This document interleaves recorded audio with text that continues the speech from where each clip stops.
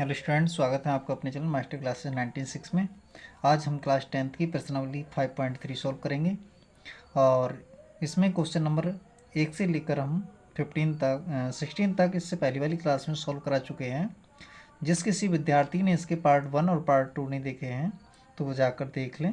आज हम इस क्लास के अंदर क्वेश्चन नंबर 17 से स्टार्ट करने वाले हैं। चलिए आइए स्टार्ट करते हैं। क्या कर रहा है क्वेश्चन नंबर 17 में, देख लेते हैं। एक स्कूल के विद्यार्थियों ने वायु प्रदूषण कम करने के लिए स्कूल के अंदर और बाहर पेड़ लगाने के बारे में सोचा। यह निर्णय लिया गया कि प्रत्येक कक्षा का प्रत्येक अनुभाग अपनी कक्षा की संख्या के बराबर पेड़ लगाएगा। यानी कहने का तात्पर्य यहाँ पर यह है कि जिस क्लास का बच्चा है उतने ही पेड़ लगाएगा। उदाहरणार्थ, कक्षा 1 का अनुभाग 1 पेड़ लगाएगा, कक्षा 2 का 2 पेड़ लगाएगा और कक्षा 3 का 3 पेड़ लगाएगा। इसी प्रकार से इत्यादि, और ऐसा ही कक्षा 12 तक के लिए चलता रहेगा। प्रत्येक कक्षा के 3 अनुभाग हैं, यानी 3 सेक्शन चल रहे हैं। अनुभाग का मतलब हो गया बेटा सेक्शन। 3 सेक्शन चल रहे हैं एक एक क्लास के, हर क्लास के 3-3 सेक्शन हैं। इस स्कूल के विद्यार्थियों द्वारा लगाए गए कुल पेड़ों की संख्या कितनी होगी? तो कुल पेड़ों की संख्या यहाँ पर हमें निकालने के लिए कह रहा है। तो देखिए यहाँ पर क्या है, मैं आपको आसान सी भाषा में बता दूँ। तो यहाँ पर जो है कक्षा 1 से 12 तक प्रत्येक अनुभाग का मतलब हो गया सेक्शन। अनुभाग इस प्रकार पेड़ लगाता है, इस प्रकार पेड़ लगाता है। किस प्रकार से पेड़ लगाता है? पहली कक्षा पहला, दूसरी कक्षा 2, तीसरी कक्षा 3, इसी प्रकार से 12वीं कक्षा 12 पेड़ लगाएगी। अब प्रत्येक के 3-3 सेक्शन चल रहे हैं, तो क्या होगा, प्रत्येक में 3 से मल्टीप्लाई हो जाएगी। ठीक है, प्रत्येक कक्षा के 3 अनुभाग हैं, इसलिए क्या हो जाएगा, प्रत्येक में 3 से मल्टीप्लाई 1 × 3, 2 × 3, 3 × 3 ... 12 × 3। तो ये आ गए 3, 6, 9 ... 36। ठीक है, इतने ये पेड़ हो गए। अब यहाँ पर टोटल कितनी कक्षाएं कितनी थी? 12। तो यहाँ पर मैं प्रथम पद की बात करूँ, अगर प्रथम पद, ठीक है, तो मैं इसे लिखता हूँ, इसे 3 से। d बराबर यहाँ पर 6 - 3 = 3 आ जाएगा। और n = अगर मैं बात कर लेता हूँ, n = तो टोटल कितनी कक्षाएं हैं? 12 हैं, तो 12 हो गया ये n का मान। तो कुल पेड़ों की संख्या हमें निकालना क्या है? कुल पेड़ों की संख्या हमें निकालनी है। यानी निकालना क्या है? S12 हमें निकालना है, ये कुल पेड़ों की संख्या। तो आइए लगाते हैं फार्मूला। S12 = 12/2। फार्मूला क्या होता है? 2a प्लस और 12 - 1 × d, ये फार्मूला है। तो यहाँ से इसे काटेंगे, 6 आ जाएगा। यहाँ पर 2, a का मान 3, प्लस में यहाँ पर 11 × d का मान कितना है? 3। तो ये आ जाएगा 6, और यहाँ हो जाएगा 6, और यहाँ हो जाएंगे 33। इनकी मल्टीप्लाई कर लेते हैं, तो 6 और ये 39 हो जाएंगे। इनकी मल्टीप्लाई 6 × 54 और 6 × 18, 18 और 5 23, कितने हो जाएंगे? ये 234। कुल पेड़ कितने लगेंगे? 234। तो लिख देते हैं, अतः कुल पेड़ों की संख्या, कुल पेड़ों की संख्या 234 है। इतने पेड़ लगाएंगे। ठीक है, तो अब चलते हैं क्वेश्चन नंबर 18 पर। 18 क्वेश्चन में क्या कह रहा है हमसे, उसको देखते हैं। तो हमसे कह रहा है 18 में, कह रहा है कि केंद्र ए से आरंभ करते हुए बारी बारी से केंद्र ए और बी को लेते हुए, ये देख रहे हो ये ग्राफ, इसमें कह रहा है पहले केंद्र ए को लेंगे, उसके बाद बी को लेंगे, फिर ए को लेंगे, फिर बी को लेंगे, फिर ए को लेंगे, फिर बी को लेंगे, ठीक है।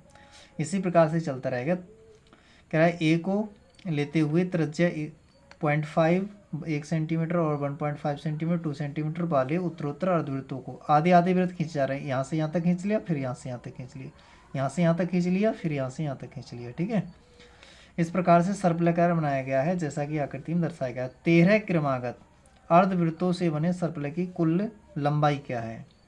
और ए बी ये क्या है, अर्धवृत्तों की लंबाइयाँ ये केंद्र हैं और अर्धवृत्तों की लंबाई L1 L2 L3 L4 है, ठीक है। तो आइए यहाँ पर स्टार्ट करते हैं।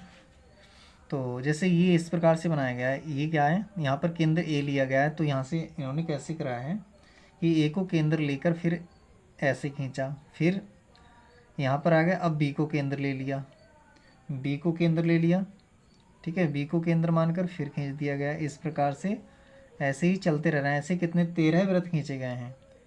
कितने वृत्त खींचे गए हैं, 13। एक बार ए को केंद्र लेना है, एक बार बी को केंद्र लेना है, फिर एक बार ए को, फिर ऊपर वाले वृत्तों के लिए ए को केंद्र लेना है, नीचे वाले के जो अर्धवृत्त बनेंगे उनके लिए बी को केंद्र लेना है, ठीक है।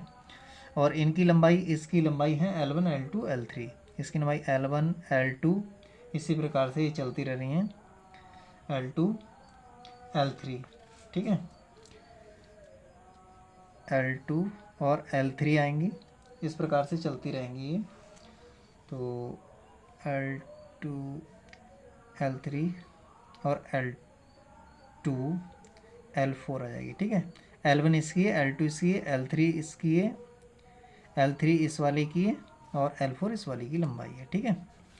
तो अब देखिए है क्या, यहाँ पर R1 R2 दे रखी हैं, ठीक है। तो अर्धवृत्तों की लंबाई यहाँ पर हमें दे रखा है, दिया है अर्धवृत्तों की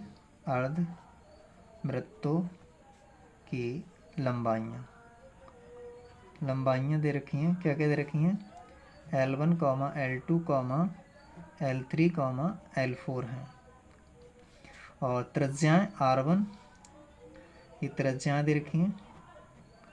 R1 equal to 0.5 centimetre, R2 equal to कितनी थी, ये दे रखी थी 1 सेंटीमीटर, और R3 1.5 सेंटीमीटर और R4 2.0 सेंटीमीटर, ये त्रिज्याएँ दे रखी हैं। अब ये लंबाई मुझे यहाँ से यहाँ तक की अगर निकालनी है, ये अर्धवृत्त की लंबाई, तो ये अर्धपरिधि होगी, ठीक है। तो परिधि निकाल लेते हैं हम। तो L1 बराबर कितनी होगी, इसकी लंबाई कितनी होगी, इसकी आधी परिधि के बराबर। तो आधी परिधि मतलब 1/2 2 पाई R1, ये परिधि होती है, 2 से 2 कट जाएंगे तो पाई बचा, पाई का मान 22/7 और R1 का मान लगा देते हैं 0.5। तो 22 पंजे 110.1 के बाद और 7, इतने सेंटीमीटर आ जाएगी। इसी प्रकार से L2 निकालूंगा मैं। तो L2 निकालूंगा तो वो भी इसी प्रकार से आएगी 1/2 इंटू 2 पाई R2, 2 से 2 कटेगा, पाई का मान 22/7, R का मान 1 तो 1.0, तो ये कितना आएगा 22/7 सेंटीमीटर। अब L3 निकालूंगा इसी प्रकार से सिमिलरली, तो ये आ जाएगा 2 पाई R3, तो 2 से 2 कटा और पाई का मान लगा दिया हमने 22/7, R3 का मान 1.5 है। इनकी मल्टीप्लाई करेंगे तो 330 और 0.1 के बाद और अपॉन में 7 सेंटीमीटर। इसी प्रकार से मैं L4 को निकालूंगा तो ये आ जाएगा 1/2 2 पाई R4, तो 2 से 2 कट जाएगा, पाई का मान 22/7 और R4 का मान 2, 22 दूनी 44 बटे में 7 सेंटीमीटर। ये मैंने इनकी लंबाई निकालनी। इस वाली की देखो ये L1 था, फिर इसके बाद में ये क्या आ गया, L2 आ गई, इतनी L2 आ गई। फिर आगे बढ़े हम, यहाँ से यहाँ तक, फिर L3 आ गई। ये दूरी पर हम जब आए तो ये क्या आ गई, L3 आ गई, ठीक है, L3। फिर यहाँ से इधर को आए तो ये L4 हो गई, ये क्या हो गई, L4। ये लंबाइयाँ मैंने निकालनी यहाँ से लेकर यहाँ तक की, ठीक है। तो अब क्या करना है कि ऐसे ही उन्होंने 13 चक्कर लगाए हैं, 13 लंबाइयाँ हैं, तो वो पूछ रहा है हमसे, ठीक है। तो इसको निकाल लेते हैं हम। तो हमसे पूछ रहा है L1 plus L2 plus L3 plus L4 plus ... 13 पदों तक, ये निकालना है। तो इसका मतलब क्या है, एस 13, 13 पर 2 का योगफल निकालने हैं तो 13/2 और 2a प्लस 13-1 इंटू डी, ये निकालना है।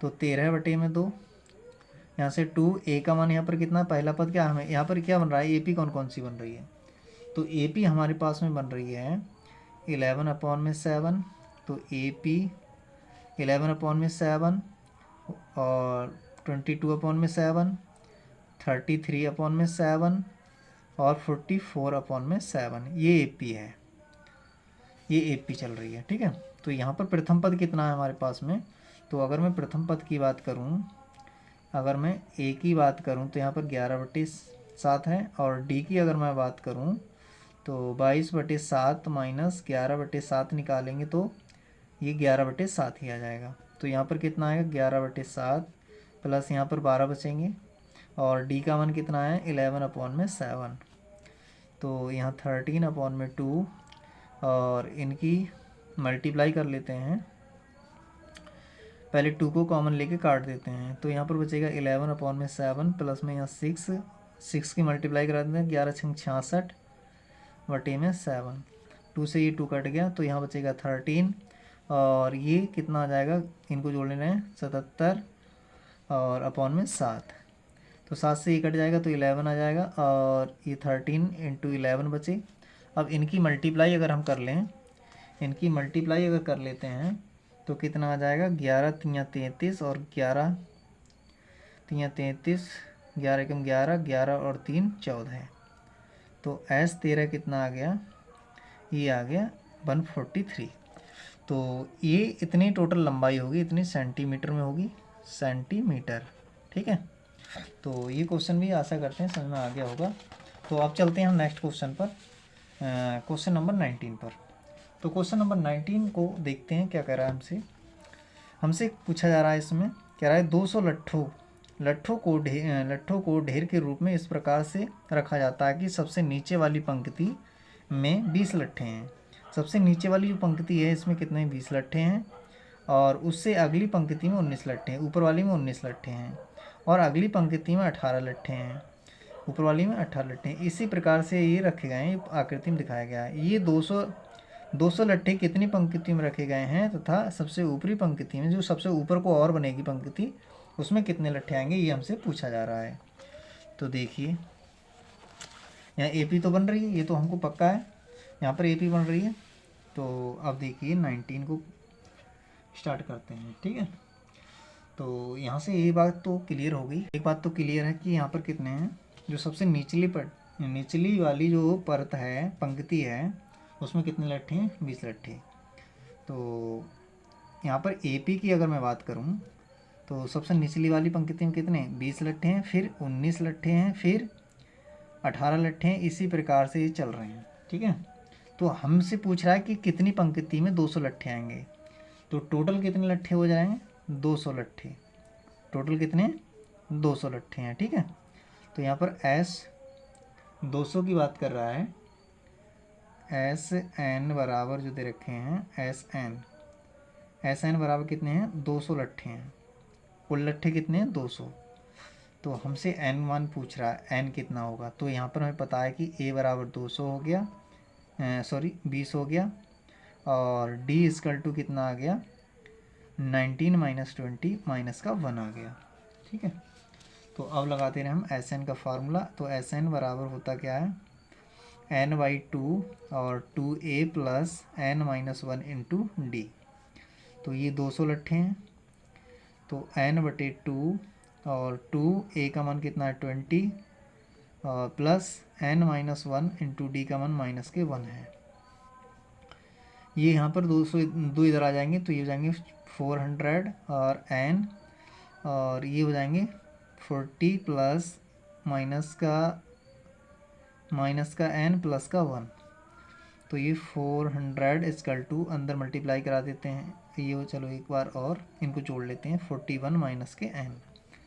अब ये हो जाएंगे 400, तो यहाँ से हो जाएगा 41n माइनस के n², सबको एक साइड कर लेते हैं, तो ये हो जाएगा n² माइनस के 41n और प्लस का 400 = 0। इसको हम फैक्टर कर लेते हैं। तो इसके फैक्टर करेंगे तो इसके ऐसे फैक्टर करेंगे जिनका जोड़ कितना आए 41 आए और मल्टीप्लाई 400 आए। तो इसमें हमने ट्रिक वाली वीडियो से आप जाकर देख सकते हैं, हम ट्रिक में यहाँ पर कर देते हैं। तो यहाँ पर दो फैक्टर 16 है और 25, 16 25 41 हो जाएंगे और 25 में से 16 घटाएंगे, 16 और 25 को जोड़ेंगे तो 41 हो जाएंगे और इनकी मल्टीप्लाई करेंगे तो 400 आएगी। तो देखिए यहाँ पर हो जाएगा एन का मान जो आ जाएगा, यहाँ से ये रूट्स जो होंगे, तो रूट्स की अगर मैं बात करूँ तो यहाँ से कितने हो जाएंगे माइनस के 25 और माइनस के 25 माइनस 16 माइनस के 41 हो जाएंगे। अब माइनस से मल्टीप्लाई करा देते हैं इसको, 16 और 25 हो जाएंगे। ठीक है, यहाँ पर एन की वैल्यू जो मिली हमें रूट्स मिले एन बराबर 2 मिले। एक तो क्या मिला 16 भी आ गया और 25 भी आ गया। अब देखिए कौन सा इसमें से वैलिड होगा ये आपको देखना है। तो जब एन बराबर वेहन एन बराबर कितना है 16 है, जब एन बराबर मैं 16 लूँगा तब क्या होगा। ठीक है, तो देखिए तब क्या हो जाएगा, तब ए एन बराबर एन व पद, यदि पंक्ति की संख्या 16 है तब क्या हो जाएगा एन बराबर 16 है तब। तो ए 16वें पद निकालेंगे हम, 16वां पद, यानी कि अंतिम पंक्ति में पूछ रहा है ना, अंतिम पंक्ति एनवा मतलब 16, तो A plus n minus 1 into n का मान 16 है, 16 है माइनस 1 इंटू डी। तो ए का मान कितना है यहाँ पर, ए का मान यहाँ पर है 20 प्लस में ये 50 और डी का मान माइनस के 1, तो ये आएंगे 20 माइनस के 15, तो ये आएंगे 5। तो कितने लट्ठे लास्ट में पंक्ति में अंतिम पंक्ति में कितने आ रहे हैं 5 लट्ठे आ रहे हैं। ठीक है, तो अंतिम पंक्ति में लट्ठे 5 हैं। ठीक है, अब और यदि क्या हो जाए, यदि n बराबर 25 ले लें, 25 हैं, तब यदि पंक्ति की संख्या 25 है तब क्या होते हैं, क्या होगा कि 25वां पद देखते हैं, तो a प्लस 24d, तो ये 20 प्लस में 24 माइनस के 1, तो ये आएगा कितना 20 और माइनस के 24, यहाँ से माइनस के 4, ये अमान्य हो जाएगा क्योंकि पंक्तियों की संख्या कभी ऋणात्मक नहीं होगी। ठीक है, तो ये नहीं लेंगे, तो ये संभव नहीं है। ठीक है, पंक्ति की संख्या कभी ऋणात्मक नहीं होती है। तो हमसे पूछा इसमें यही जा रहा था कि कौन सी संभव हैं। तो पहली पंक्ति में अंतिम पंक्ति में कितने 5 लट्ठे हैं, और यानी कि जो स्टार्टिंग में आएगी पहली पंक्ति, ठीक है, अंतिम नहीं पहली आएगी, पहली पंक्ति में 5 लट्ठे हैं और पंक्तियों की संख्या कितनी है, पंक्तियों की कुल संख्या कितनी हो गई n = 16 पंक्ति हैं।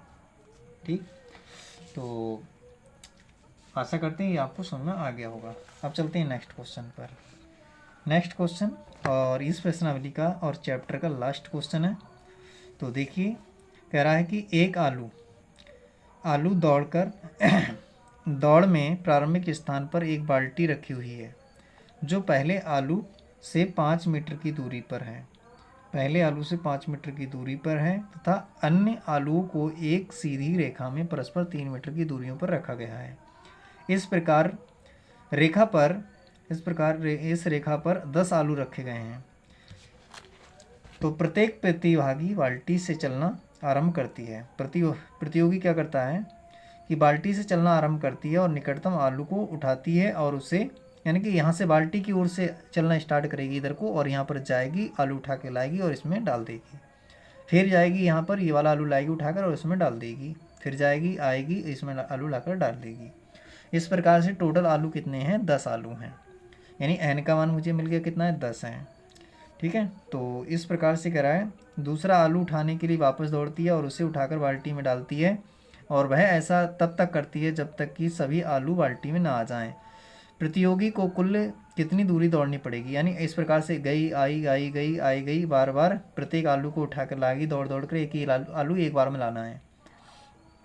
तो इसमें संकेत भी कह दिया, पहले आलू और दूसरे आलू को उठाकर बाल्टी में डालने तक दौड़ी गई दूरी, इस प्रकार से हमें दूरी लेनी है। ठीक है, तो आइए अब हम इसको सॉल्व कर लेते हैं। तो देखिए क्वेश्चन नंबर 20 है। तो 20 में हमसे कह रहा है पहले आलू को दौड़ के लाएगी, जैसे ये क्या है, ये बाल्टी है, ये बाल्टी बना ली मैंने। ठीक है, और ये आलू रखे हुए हैं, ये पहला 5 मीटर की दूरी पर है, फिर दूसरा आलू 3 मीटर की दूरी पर है, फिर 3 मीटर की दूरी पर है। इसी प्रकार से 10 आलू रखे हुए हैं, 10 आलू रखे हुए हैं और उठाकर लाएगी बाल्टी में डालेगी, उठाकर लाएगी बाल्टी में डालेगी, उठाकर लाएगी बाल्टी में डालेगी। ठीक है, तो ये बाल्टी आलू से भर जाएगी।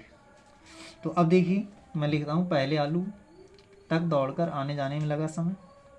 तो पहला आलू ये है, इसको उठाकर लाएगी।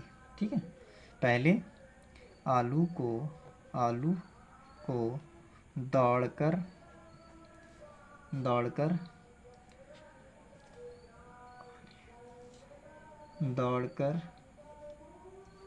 पहले आलू तक दौड़कर आने तथा जाने में लगा समय। कितना समय लग जाएगा? पहले आलू तक यहाँ से ये बाल्टी से स्टार्ट आ रही है, इधर को जा रही है। ठीक है, दौड़कर फिर वापस आएगी इधर को, तो कितना हो जाएगा यहाँ पर 5 मीटर की दूरी है, और इधर से जाएगी इधर से आएगी, दोनों तरफ से 5 5 10 मीटर हो जाएगा, 10 मीटर। इसी प्रकार से दूसरे आलू तक दौड़कर आने तथा जाने में लगा समय। दूसरे आलू तक आने जाने में कितना समय लगेगा भाई? देखो 5 मीटर तो ये जाएगी, और प्लस में आपकी कहाँ से यहाँ तक जा रही है, 5 + 3, तो ये हो जाएगा, दोनों तरफ से चलेगी। 5 + 3 कितना हो गया? ये 8 8 दूनी 16 मीटर। कितना मीटर हो जाएगा? 16 मीटर। ठीक है, इसी प्रकार से तीसरे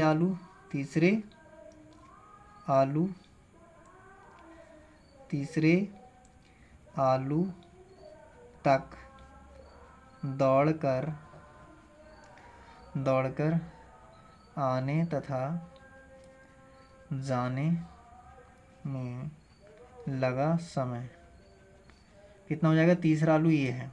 ठीक है, तो तीसरे आलू तक जाएगी यहाँ तक, तो 3 और 3 6 और 5 11, तो दोनों वहीं से चलेगी। 5 + 3 + 3, तो ये हो जाएगा 11 दूनी 22 मीटर। ठीक है, तो इसी प्रकार से आगे और भी आलू लाएगी उठा करके। तो अब इस प्रकार से हमें एपी प्राप्त होगी, इस प्रकार प्राप्त एपी। इस प्रकार से पहले कितने? 10 मीटर, फिर 16 मीटर, फिर 22 मीटर। इसी प्रकार से आगे 10 आलू हैं, यानी कि 10 पदों तक, 10 पदों तक जाएगी ये। तो हमें क्या निकालना है यहाँ पर? 10 आलू का योगफल निकालना है। कुल कितने आलू हैं, कितनी मीटर दौड़ कर जाएगी, ये निकालना है। ठीक है, तो देखिए इतने मीटर तो दौड़ लिए। तो मैं निकालता हूँ यहाँ पर S10, मुझे यहाँ पर ज्ञात करना है। n = 10 है, तो S10 = n/10/2 और 2a + n-1 × d, ये फॉर्मूला होता है। तो यहाँ पर अब हम लगा देते हैं, यहाँ जाएगा 5, ये 5 और यहाँ पर 2, a का मान कितना है? 10 है, प्लस n, 10 पद हैं तो 9, 10 लगाएंगे तो यहाँ 9 बचेगा, और d का मान कितना है? 16 में से 10 घटाए 6, ये कितना हो जाएगा? ये हो जाएगा 5, और ये हो जाएंगे 20 + 9 × 6 = 54, 5 इनको जोड़ेंगे तो कितना हो जाएगा? 74, और इनकी मल्टीप्लाई करेंगे, 5 × 4 = 20, 5 × 7 = 35, 35 और 2 = 37, तो 370 मीटर दौड़ लेगी ये। 10 आलू को उठाने में कितना दौड़ेगी ये? 370 दौड़ेगी। ठीक है, अतः 10 आलू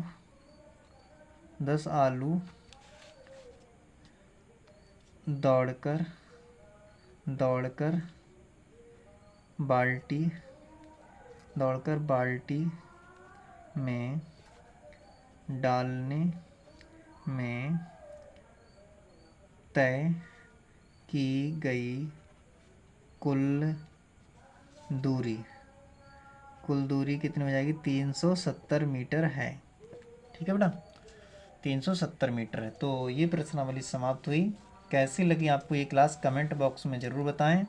और आपसे एक रिक्वेस्ट है बेटा कि आप वीडियो को स्किप करके ना देखा करें, क्योंकि हर पॉइंट हम यहाँ पर बताते हैं वो बहुत ही इम्पोर्टेंट होता है, और एक भी पॉइंट आप मिस करते हैं तो आपको कहीं ना कहीं असुविधा होगी।